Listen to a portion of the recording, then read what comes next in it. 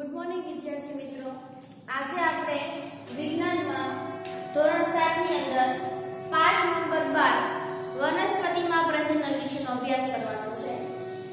તો આગલા પાઠની અંદર એટલે કે પાઠ 11 ની અંદર આપણે શું જોયું હતું તો કે એની અંદર મનુષ્ય છે એની અંદર રુધિરનું પરિવહન કેવી રીતે થાય છે, ત્યાર પછી જે કઈ રુધિરનું પરિવહન અંદર થાય છે તો તે સિવાયનો જે કઈ પણ નકામો કચરો છે એ નકામો કચરો આપણા શરીરમાંથી બહાર કેવી રીતે ફેંકાય છે, કયા ઉત્સર્ગ એકમો દ્વારા ફેંકાય છે, બરાબર, અને રુધિરનું વહન છે એ કેવી રીતે થાય છે, હૃદય ક્યાં આવેલું છે, તે બધા વિશે આપણે માહિતી મેળવી હતી। અને ત્યારબાદ અમુક પ્રાણીઓની અંદર ઉત્સર્જન કેવી રીતે થાય છે અને સૌથી લાસ્ટ ટોપિક ની અંદર આપણે વનસ્પતિ છે એ વનસ્પતિની અંદર એના ખોરાકનું જે કંઈ પણ વહન છે એ કેવી રીતે થાય છે અને એમાં કેવા પ્રકારની રચના આવેલી છે એનો અભ્યાસ કર્યો હતો। તો તમે એ બધું એકવાર વાંચતા રહેજો જેથી કરીને તમે ભૂલી ન જાઓ। હવે ત્યાર પછીનો આ પાઠ એટલે કે વનસ્પતિમાં પ્રજનન એનો અભ્યાસ કરવાનો છે, જેની અંદર વનસ્પતિ કયા કયા પ્રકારે પ્રજનન કરે છે, પોતાના જેવો જ નવો છોડ એ કેવી રીતે ઉત્પન્ન કરે છે તે વિશેનો આપણે અભ્યાસ કરીશું। તો સૌથી પહેલા તો પ્રજનન એટલે શું તો આપણે હવે શરૂ કરીશું। પિતૃમાંથી નવા સજીવો ઉત્પન્ન થવાની ક્રિયાને પ્રજનન કહેવામાં આવે છે।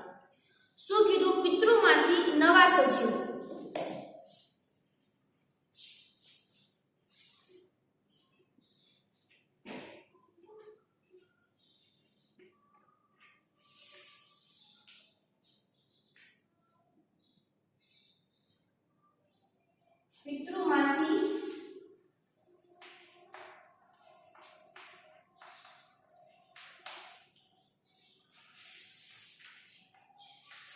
પિતૃમાંથી જે કંઈ પણ નવા સજીવો ઉત્પન્ન થાય છે એ નવા સજીવો ઉત્પન્ન થવાની જે કંઈ પણ પ્રક્રિયા છે એને શું કીધું તો કે પ્રજનન। એટલે કે કોઈ એક છોડ એના જેવો જ નવો જે છોડ ઉત્પન્ન કરે છે તો એને આપણે શું કહીએ તો કે પ્રજનન દ્વારા એક છોડ છે એ પોતાના જેવો જ નવો છોડ ઉત્પન્ન કરે છે। તો જે મેઇન જે છોડ છે ને એને શું કહ્યું કે પિતૃ। તો કે પિતૃમાંથી નવો છોડ જે ઉત્પન્ન થયો એને આપણે શું કીધું તો કે એ જે આખી પ્રક્રિયા છે એ પ્રજનન। હવે પ્રજનન છે ને એ વનસ્પતિની અંદર બે પ્રકારે થાય છે, એક અલિંગી પ્રજનન અને એક લિંગી પ્રજનન। એટલે કે વનસ્પતિની અંદર પ્રજનનના બે પ્રકાર છે, એક અલિંગી પ્રજનન અને એક છે લિંગી પ્રજનન। પુષ્પના વિવિધ ભાગોનો અભ્યાસ આપણે કરી ચૂક્યા છીએ। વનસ્પતિના વિવિધ ભાગોની યાદી બનાવો અને દરેક કાર્ય લખો। મોટા ભાગની વનસ્પતિ મૂળ, પ્રકાંડ અને પર્ણ ધરાવે છે, તેઓને વાનસ્પતિના અંગો કહેવાય છે। આપણને બધાને ખ્યાલ છે કે જો વનસ્પતિના મૂળ ભાગોની વાત કરીએ તો એની અંદર મૂળ, પ્રકાંડ અને પર્ણ આ ત્રણ વસ્તુઓનો સમાવેશ થાય છે। એ સિવાય પણ બધા વનસ્પતિના અંગો જ છે, પણ જેટલી પણ વનસ્પતિ છે એની અંદર આ ત્રણ વસ્તુઓ તો હાજર હોય જ છે। ચોક્કસ સમયગાળાની વૃદ્ધિ પછી વનસ્પતિમાં પુષ્પો જોવા મળે છે। તમે નિહાળ્યું હશે કે આંબાને વસંત ઋતુમાં પુષ્પો આવે છે અને આ એ જ પુષ્પો છે જેમાંથી કેરીનું નિર્માણ થાય છે, જે આપણે ઉનાળામાં માણીએ છીએ। આપણે ફળ ખાઈએ છીએ અને બીજને ફેંકી દઈએ છીએ। આ બીજ અંકુરણ પામીને નવા છોડનું સર્જન કરે છે। આમ વનસ્પતિમાં પુષ્પનું કાર્ય શું છે અને પુષ્પો વનસ્પતિમાં પ્રજનનનું કાર્ય કરે છે? પુષ્પો છે એ વનસ્પતિના પ્રજનનિક ભાગ છે અને પુષ્પમાં કાં તો નર ભાગ કે માદા ભાગ અથવા તો બંને નર અને માદા ભાગ જોવા મળે છે। વનસ્પતિ વિવિધ રીતે તેમના બાળ છોડ ઉત્પન્ન કરે છે અને તે મુખ્યત્વે બે રીતોમાં વહેંચાયેલું છે. તો અહીં આપણને શું કીધું કે વનસ્પતિના જે મૂળ ભાગોમાં મૂળ, પ્રકાંડ અને પર્ણનો આપણે સમાવેશ કર્યો ને, તો શું થાય છે કે જે છોડ છે એ અમુક સમય પછી એની અંદર શું આવે છે? પુષ્પો આવે છે. અને પુષ્પો છે એ શું છે? કાં તો એક નર ભાગ અથવા તો માદા ભાગ અથવા તો બંને, એક નર અને માદા. જે આપણે આગળના ટોપિકમાં જોશું કે પુષ્પની અંદર કાં તો નર અથવા તો માદા અથવા તો બંને ભાગ આવેલા છે, તો એ કેવી રીતે? હવે આના આધારે એના જે બે ભાગ પાડ્યા છે એમાં આપણે લિંગી પ્રજનન કોને કહેવાય તે જોઈએ. તો વનસ્પતિનું બીજ એટલે કે કોઈ પણ વનસ્પતિ છે એ બીજ વિના જ નવો છોડ ઉત્પન્ન કરે ત્યારે એને શું કહેવાય? લિંગી પ્રજનન. અને અલિંગી પ્રજનન કોને કહેવાય? તો કે અલિંગી પ્રજનનમાં નવો છોડ એ બીજ કે બીજાણુમાંથી મેળવાતો નથી. એટલે શું કીધું કે જો બીજની અંદરથી છોડ ઉત્પન્ન થાય ને તો એને કહેવાય લિંગી પ્રજનન. અને જો કોઈ વનસ્પતિ બીજ વગર જ છે, એના જેવો નવો છોડ ઉત્પન્ન કરી દે તો એને શું કહેવાય? અલિંગી પ્રજનન. એટલે સૌથી પહેલા તો તમારા મગજની અંદર પ્રજનન એટલે શું તેની ડેફિનેશન ક્લિયર હોવી જોઈએ કે પિતૃમાંથી નવા સજીવો ઉત્પન્ન થવાની જે કંઈ પણ પ્રક્રિયા છે એને પ્રજનન કહેવાય. અને જો એ પિતૃ એટલે કે કોઈ આપણે વનસ્પતિની જયારે વાત કરી છે તો કે જો કોઈ એક બીજમાંથી વનસ્પતિ, બીજ અથવા તો બીજાણુમાંથી વનસ્પતિ જો પ્રજનન કરીને નવો છોડ બનાવે તો તેને લિંગી પ્રજનન કહેવાય. પરંતુ જો બીજ અને બીજાણુ વગર જ વનસ્પતિ છે એ પોતાના જેવો જ નવો છોડ ઉત્પન્ન કરી લે તો એને કહેવાય અલિંગી પ્રજનન. તો અહીં આપણે અલિંગી પ્રજનનના કેટલાક પ્રકારો જોવાના છે. એટલે કે અલિંગી પ્રજનન અલગ અલગ વનસ્પતિઓની અંદર કેવી રીતે થાય છે. તો સૌથી પહેલા આપણે વાત કરીએ વાનસ્પતિક પ્રજનનની.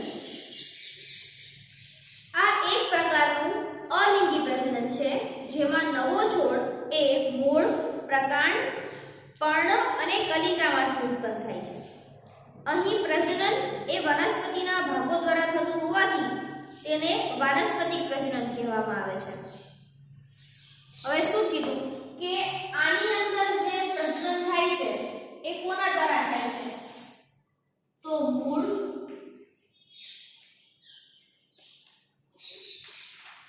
પ્રકાંડ, પર્ણ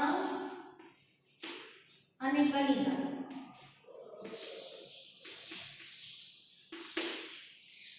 એટલે કે વાનસ્પતિક પ્રજનનની અંદર મૂળ, પ્રકાંડ, પર્ણ અને કલિકાઓ દ્વારા પ્રજનન થાય છે. આની અંદર વનસ્પતિના ભાગો દ્વારા પ્રજનન થતું હોવાથી આને શું કહેવાય છે? વાનસ્પતિક પ્રજનન.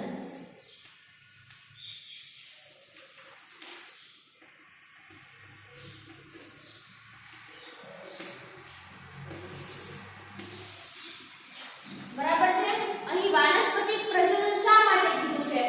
તો કે અહીં જે પ્રજનન થાય છે એ વનસ્પતિના ભાગો દ્વારા જ થાય છે. કયા ભાગો? તો કે મૂળ, પ્રકાંડ, પર્ણ અને કલિકાઓ દ્વારા. એટલા માટે આને વાનસ્પતિક પ્રજનન એવું કહેવાય છે. હવે એની અંદર શું થાય છે તો તે જોઈએ. ગુલાબ અને ચંપાની ડાળીને ગાંઠથી કાપો અને આ ટુકડાને કલમ કહેવાય છે. આ કલમને જમીનમાં દાટો. ગાંઠ એ પ્રકાંડનો એક ભાગ છે જેમાંથી પર્ણ ઉદ્ભવે છે. આ કલમને રોજ પાણી આપો અને તેની વૃદ્ધિ નોંધો. મૂળને બહાર આવતા અને પર્ણને ઉગતા કેટલા દિવસ લાગે છે તેનું નિરીક્ષણ કરી અને આવી જ પ્રવૃત્તિ અણુની વેલની અંદર જો. પાણી ભરેલી કાચની બોટલમાં ઉગાડીને અવલોકન અવલોકન કરો. તમે કલિકાઓને ફૂલમાં રૂપાંતરિત થતી જોઈ હશે. પુષ્પકલિકા ઉપરાંત કક્ષમાં કલિકાઓ જોવા મળે છે. કક્ષ એટલે શું? તો કે પર્ણનું પ્રકાંડ સાથેનું જે જોડાણ સ્થાન છે ને એને શું કહેવાય? કક્ષ. કે એક પ્રકાંડ અને પર્ણ એનું જે જોડાણ સ્થાન, એટલે કે તમારી જે પાઠ્યપુસ્તક છે તમારું એની અંદર જો આ પ્રકાંડ અને અહીંયાથી જોડાયેલું જે પર્ણ છે એટલે અહીંયા શું કીધું? આને કીધું કક્ષ. હું તમને અહીં દેખાડું.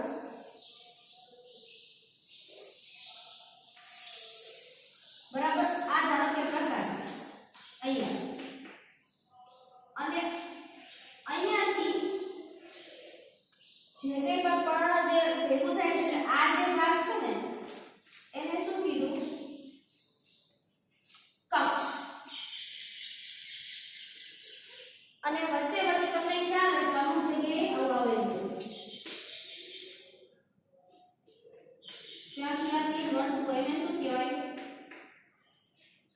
ગાંઠ.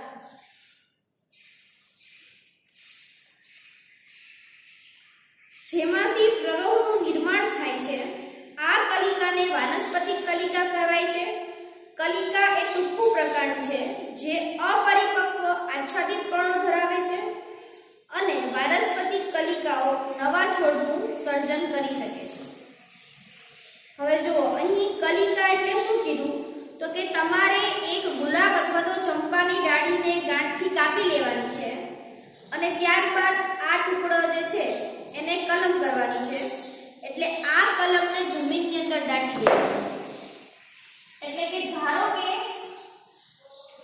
આ ગુલાબનું છોડ છે એટલે ગાંઠના ભાગેથી આને અહીંયાથી કાપી નાખવાની અને પછી આનો જે ભાગ છે તમારે ક્યાં જોવા દેવો છે કે જમીનની અંદરના ભાગમાં દાટી દેવાનો. એટલે થોડા ટાઈમ પછી શું થશે કે એનો જે કક્ષનો ભાગ છે ને એટલે કે જે ગાંઠ કક્ષની ભાગમાંથી જે કલિકા હતી ત્યાંથી શેનું નિર્માણ થશે? તો કે નવા પર્ણો છે એ ઉગવાનું શરૂ થઈ જશે. એટલે આ જે ભાગ જ્યાંથી આપણે કટ કર્યું હતું ત્યાં શું થશે? ઝીણા ઝીણા નવા પાન આવવાનું શરૂ થશે અને તમે જે જમીનની અંદર જે છોડને નાખ્યો હતો એટલે કે કલમ કરી એમાંથી પણ શું થશે? એક નવા છોડનું નિર્માણ થશે. એટલે કે આની અંદર કોઈ પણ બીજ વગર પ્રજનન થાય છે એટલા માટે આને અલિંગી પ્રજનન કહેવામાં આવે છે અને વનસ્પતિના અંગો દ્વારા આ પ્રજનન થાય છે એટલા માટે એને શું કહેવામાં આવે છે? વાનસ્પતિક પ્રજનન. ત્યાર પછીની તમને એક પ્રવૃત્તિ આપેલી છે કે એક તાજું બટાકું લો, તેના પર ડાઘા બિલોરી કાઠની મદદથી નિહાળો. તમને તેમાં કલિકાઓ જોવા મળશે જેને આંખ કહેવામાં આવે છે. બટાટાના થોડા ટુકડા લો જેમાં દરેકમાં આંખ હોય અને તે ટુકડાઓને જમીનમાં દાટો. દરરોજ તેઓને પાણી આપો અને તેમાં થતો વિકાસ નિહાળો. હવે જો અહીં તમને શું કીધું છે? તો આપણને બધાને ખબર હશે કે જે બટાકા આવે ને ઘણીવાર જો એમને પડ્યા હોય તો એની ઉપર આંખ જેવું એટલે જે ઉપર જે ઉગી નીકળે છે એને આપણે આંખ કહીએ. બરાબર, એની ઉપર શું થાય? જે તમને ડાઘા દેખાય છે અને ઘણીવાર આપણે બટેકા પડ્યા હોય તો આપણા મમ્મી એમ કહે કે બટેકા ઉગી ગયા. બરાબર, તો એ ઉગી ગયા શું છે? તો કે તેની અંદર ઉપરની જે કલિકાઓ છે એ શું થાય છે? એનો જાતે ને જાતે વિકાસ થાય છે. એને કોઈ પણ બીજ કે બીજાણુની જરૂર નથી. એ જાતે ને જાતે શું કરે છે? તો કે જાતે ને જાતે એની અંદર પ્રજનન થાય છે. એટલે કે કલિકાઓ છે જાતે ને જાતે ફૂટે છે. તો આ પણ એક શું છે? અલિંગી પ્રજનન. અને કલિકાઓ દ્વારા જે પ્રજનન થાય છે એટલા માટે આને વાનસ્પતિક પ્રજનન પણ કહેવામાં આવે છે. આવી જ રીતે આદુ, હળદર પણ ઉગાડી શકાય છે. શું કીધું કે આંખની જે આપણે વાત કરી તો કલિકા સર્જન દ્વારા તો આપણે શું કીધું કે ગુલાબ છે, પછી વેલ છે, એ બધાની અંદર કલિકા સર્જન અને આ જે પ્રજનન થાય છે એ આદુની અંદર, હળદરની અંદર અને બટેકાની અંદર જોવા મળે છે. પાનફૂટીનો પર્ણ એ પર્ણ કિનારી પર કલિકાઓ ધરાવે છે અને જો આ પર્ણ ભીની જમીન પર પડે તો દરેક કલિકા એ નવા છોડનું નિર્માણ કરે છે. કેટલીક વનસ્પતિઓમાં મૂળ પર નવો છોડ ઉત્પન્ન કરે છે. શક્કરિયું અને ડાહાલિયા તેનું ઉદાહરણ છે. હવે જો પાનફૂટી,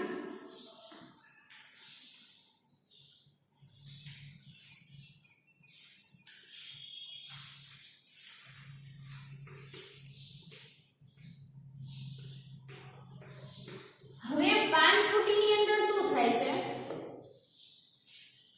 તો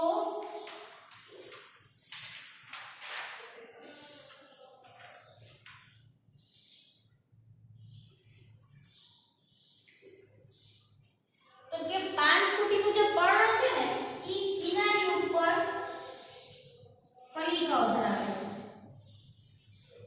બરાબર આવી છે.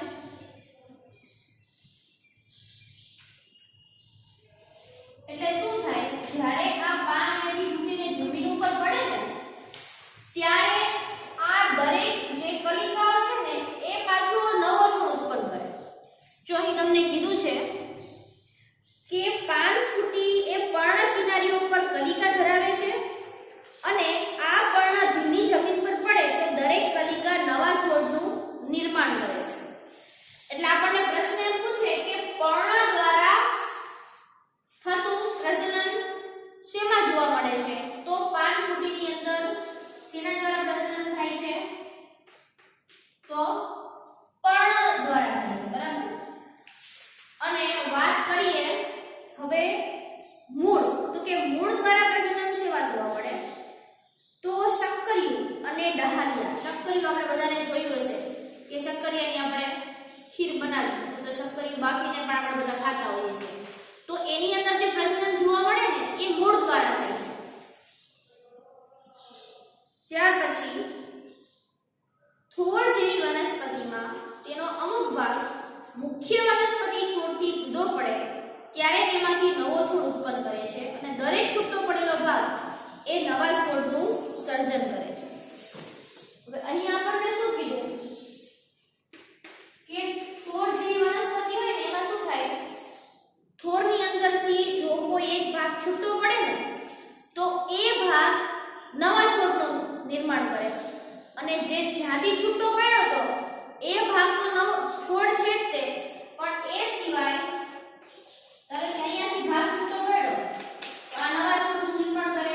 પછી આની અંદરથી જો પાછો બીજો ભાગ છૂટો પડે તો એ પણ શું કરે છે, નવા છોડનું નિર્માણ કરે છે. તો અહીં આપણે યાદ શું રાખવાનું આટલી વસ્તુમાં કે સૌથી પહેલા તો પ્રજનન એટલે શું, તો કે કોઈ એક પિતૃમાંથી નવો છોડ જે ઉત્પન્ન થાય છે તે જો તે બીજની એટલે કે બીજનો ઉપયોગ કરીને ઉત્પન્ન થાય છે તો તે લિંગી પ્રજનન, અને જો તે બીજનો ઉપયોગ કર્યા વગર એમને ઉત્પન્ન થાય છે તો તે અલિંગી પ્રજનન.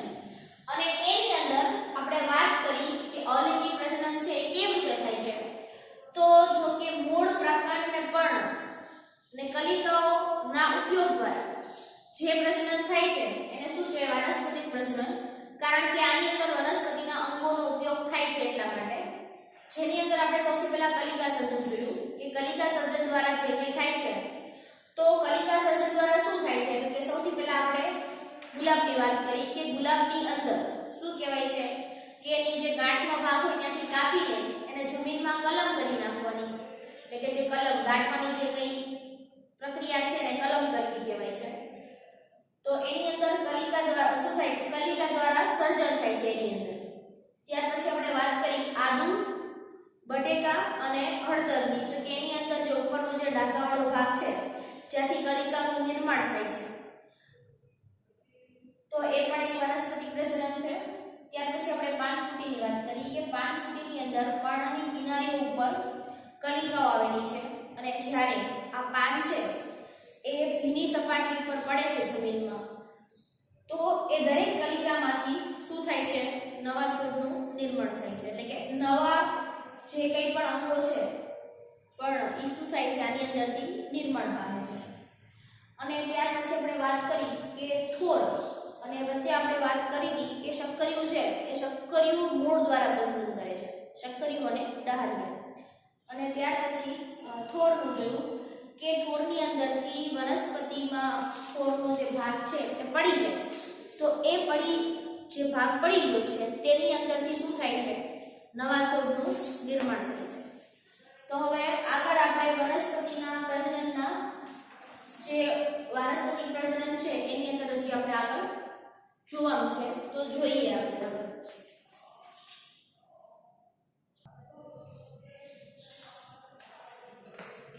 તો છેલ્લે આપણે થોરની વાત કરી હતી, બરાબર? તો હવે આગળ જોઈએ. વાનસ્પતિક પ્રજનન દ્વારા ઉગતી વનસ્પતિ ઉગવા માટે ખૂબ જ ઓછો સમય લે છે. બીજમાંથી ઉગતી વનસ્પતિ કરતાં તેમાં ફૂલો અને ફળ ખૂબ જ ઝડપથી આવે છે.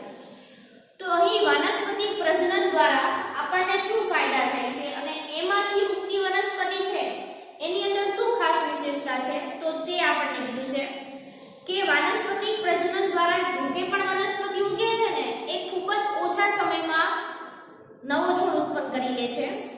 અને બીજ દ્વારા જે વનસ્પતિ ઉગે છે એની સરખામણીમાં વાનસ્પતિક પ્રજનન દ્વારા જે કંઈ પણ વનસ્પતિ ઉગે છે તેની અંદર પર્ણ, ફૂલ અને ફળો છે એ ખૂબ જ ઝડપથી અને સારા પ્રમાણમાં આવે છે. તેઓ એક જ પિતૃ છોડમાંથી ઉત્પન્ન થતા હોવાથી નવો છોડ અદ્દલ પિતૃ જેવો જ જોવા મળે છે. એટલે કે એક જ પિતૃ છોડમાંથી તે ઉત્પન્ન થાય છે, એટલે નવો જે છોડ ઉત્પન્ન થાય છે ને એ કોપી ટુ કોપી, એટલે કે સેમ એના પિતૃ જેવો જ ઉત્પન્ન થાય છે. એટલે કે એના પિતૃની અંદર છે, એટલે કે મીન્સ એક છોડમાંથી જો બીજો છોડ જે ઉત્પન્ન થાય છે તો એના પર્ણનો આકાર, એનું કદ, એની અંદર ઉત્પન્ન થતા ફૂલ છે એ બધાનું કદ કેવું હોય છે? સરખું હોય છે. જ્યારે બીજ દ્વારા જે ઉત્પન્ન થાય છે ને તો જરૂરી નથી કે એની અંદર જે પર્ણનો આકારનો સરખો, પણ કદ છે એ કદમાં ક્યાંક ને ક્યાંક થોડો ઘણો તફાવત જોવા મળે છે.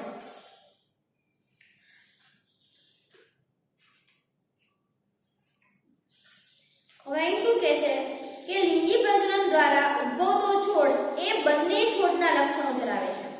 વાનસ્પતિ લિંગી પ્રજનન દ્વારા બીજ ઉત્પન્ન કરે છે.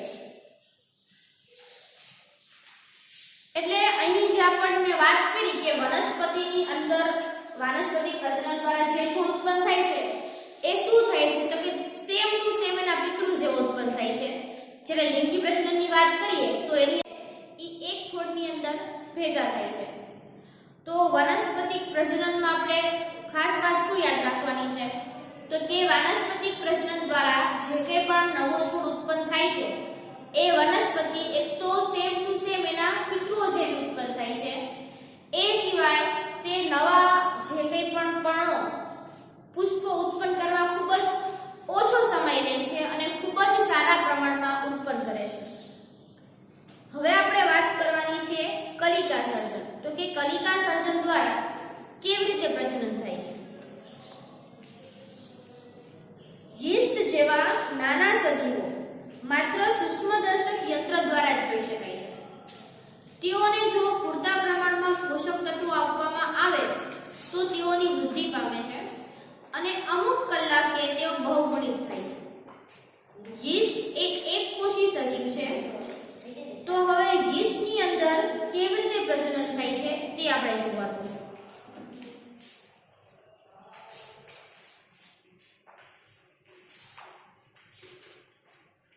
અહીં આપણને શું કીધું કે યીસ્ટ છે ને ઈ કેવો છે? તો કે એક કોષી સજીવ.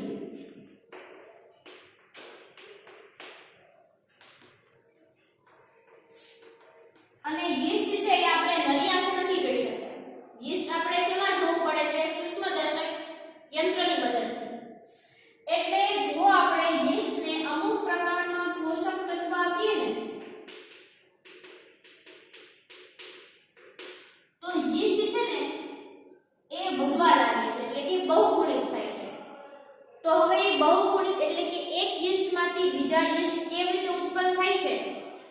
આપણે જોવાનું છે.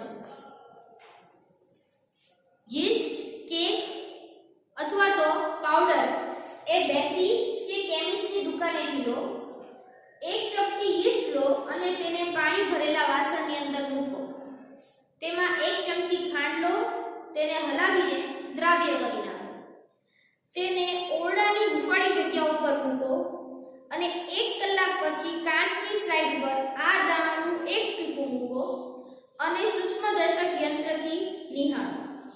શું કીધું? સૌથી પહેલા કે બજારમાંથી આપણે યીસ્ટ લઈ આવવાનું છે, તેને પાણીની અંદર નાખી એની અંદર થોડીક ખાંડ નાખી અને દ્રાવ્ય એટલે કે એકદમ ઓગાળી નાખવાનું છે અને ત્યારબાદ એને ઓરડાના તાપમાન ઉપર આપણે મૂકી દેવાનું છે અને પછી સ્લાઇડની ઉપર એનું એક ટીપું લઈને પછી આપણે સૂક્ષ્મદર્શક યંત્રમાં જોવાનું છે.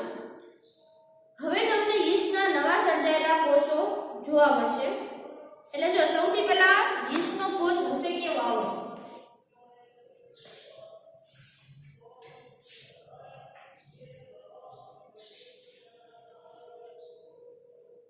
બરાબર, આ યીસ્ટના કોષ.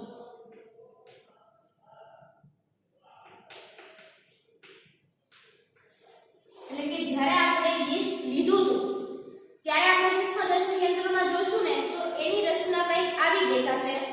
પછી આની અંદરથી પછી કેવું થશે?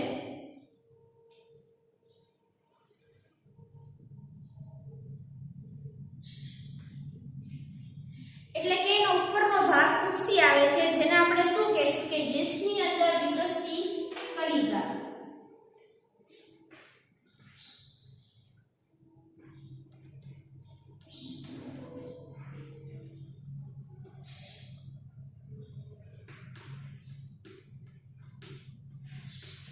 એટલે કે જ્યારે આપણે યીસ્ટ લઈએ છીએ ત્યારે એને સૂક્ષ્મદર્શક યંત્રમાં જોશું તો તે કંઈક આવું દેખાય છે અને પછી જ્યારે આપણે એને પાણીમાં ઓગાળી નાખીશું એટલે ધીરે ધીરે એની અંદર કલિકાઓ છે એનું સર્જન થાય છે અને પછી ધીરે ધીરે એનો જે મૂળ આકાર હતો એની અંદરથી એક નવી કલિકા ઉત્પન્ન થાય છે. એટલે કે એક નવો યીસ્ટ છે એ ઉત્પન્ન થાય છે.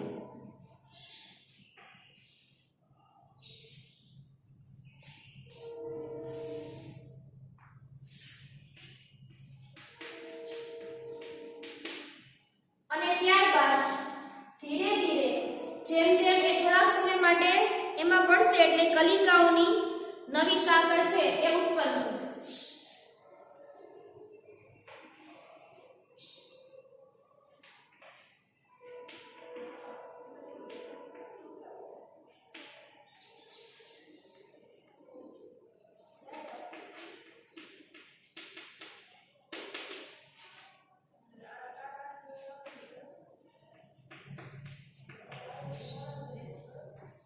બરાબર, એટલે આ જે આખી પ્રક્રિયા છે એ શું છે તો કે કલિકા સર્જન દ્વારા યીસ્ટમાં થતું પ્રજનન. એટલે કે કલિકા દ્વારા છે એ યીસ્ટ છે એ બને છે. તો આ જે પ્રજનન છે એને શું કહેવાય તો કે કલિકા સર્જન દ્વારા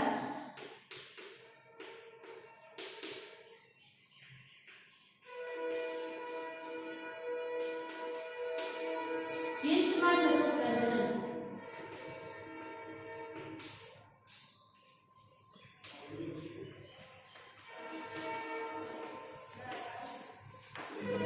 જેની અંદર શું થાય છે તો કે યીસ્ટનો જ્યારે આપણે કોષ લઈએ છીએ ધીરે ધીરે શું થાય છે એની ઉપર કલિકા વિકસિત થાય છે અને પછી એ નવી કલિકા છે એ બહાર આવે છે અને ધીરે ધીરે એની અંદરથી બીજી ઘણી બધી કલિકાઓ છે એ વિકસિત થાય છે. તો યીસ્ટના કોષમાંથી એક નાનું બલ્બ જેવું પ્રલંબન જોવા મળે છે જેને કલિકા કહેવાય છે. બરાબર, તો એ વાત કરી કે યીસ્ટના કોષોમાં એક નાનું પ્રલંબન જેવું જોવા મળ્યું એને આપણે શું કીધું તો કે એક કલિકા છે. કલિકા ધીરે ધીરે વિકાસ પામે છે અને પિતૃકોષથી અલગ થઈ નવા કોષ તરીકે વિકાસ પામે છે.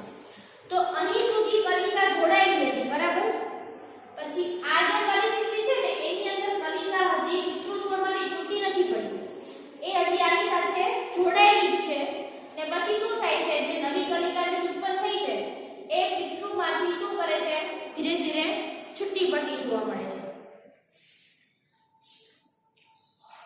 અને શું થાય છે પછી તે પુખ્ત બની જાય છે અને બીજા ઘણા યીસ્ટના કોષો સર્જે છે.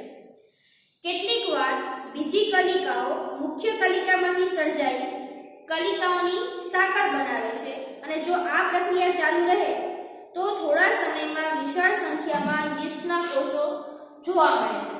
એટલે અહીં આપણે વાત કરી કે યીસ્ટની અંદર જે પ્રજનન થાય છે એ કોના દ્વારા થાય છે તો કે કલિકા દ્વારા થાય છે. એટલા માટે એને કલિકા સર્જન પ્રજનન કહેવામાં આવે છે. જેની અંદર તમે યીસ્ટને અમુક પોષક તત્વો આપો એટલે કે યીસ્ટને બજારમાંથી લાવી અને પાણીમાં નાખી અને એને ઓગાળી દો અને એમાં થોડાક પ્રમાણમાં પોષક તત્વોમાં આપણે ખાંડ ઉમેરી દઈએ તો શું થશે ધીરે ધીરે એની અંદરથી કલિકાઓનું નિર્માણ થશે અને એ કલિકા છે એ પિતૃમાંથી બહાર આવતી જોવા મળશે અને અમુક સમય પછી આ જે કલિકા છે એ પિતૃમાંથી સાવ અલગ પડી જાય છે અને એની અંદરથી નવા યીસ્ટના કોષો સર્જાય છે અને જો આ પ્રક્રિયા આમને આમ ચાલુ રહે તો યીસ્ટના જે કોષ છે એની અંદરથી ઘણા બધા નવા કોષો છે એ ઉત્પન્ન થઈ શકે છે. તો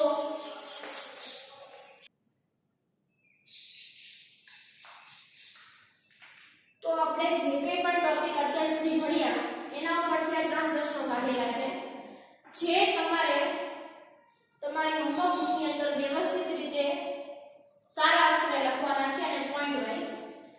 તો આપણે એક પછી એક બધા પ્રશ્નોની ચર્ચા કરી લઈએ. સૌથી પહેલો પ્રશ્ન પ્રજનન એટલે શું અને તેના પ્રકાર જણાવો. તો જેમ આપણે જોયું હતું કે પિતૃમાંથી નવો છોડ ઉત્પન્ન થવાની જે પણ પ્રક્રિયા છે એને પ્રજનન કહેવાય છે અને પ્રજનન છે એના મુખ્ય 2 પ્રકાર છે લિંગી પ્રજનન અને અલિંગી પ્રજનન. જો તમારે આગળ લખવું હોય આમાં કે લિંગી પ્રજનન અલિંગી પ્રજનન કેવી રીતે તો તમે લખી શકો છો કે લિંગી પ્રજનનની અંદર શું થાય છે અને અલિંગી પ્રજનનની અંદર શું થાય છે. બીજો પ્રશ્ન વાનસ્પતિક પ્રજનન સમજાવો. વનસ્પતિ છે એની અંદર કેવી રીતે પ્રજનન થાય છે કયા અંગો દ્વારા થાય છે અને શા માટે એને વાનસ્પતિક પ્રજનન કહેવામાં આવે છે અને પર્ણ પ્રકાંડ અને પુષ્પ દ્વારા એક એક જે પ્રજનન થાય છે તમારે સમજાવવાનું કે આ વાનસ્પતિક પ્રજનનનું ઉદાહરણ છે. ત્રીજો પ્રશ્ન યીસ્ટમાં થતું પ્રજનન સમજાવો. તો હમણાં આપણે છેલ્લે જોયું કે કલિકાઓ દ્વારા યીસ્ટની અંદર પ્રજનન જોવા મળે છે જેની અંદરથી નવા યીસ્ટના કોષો સર્જાય છે. તો આ બધા પ્રશ્નો છે એ તમે હોમવર્કમાં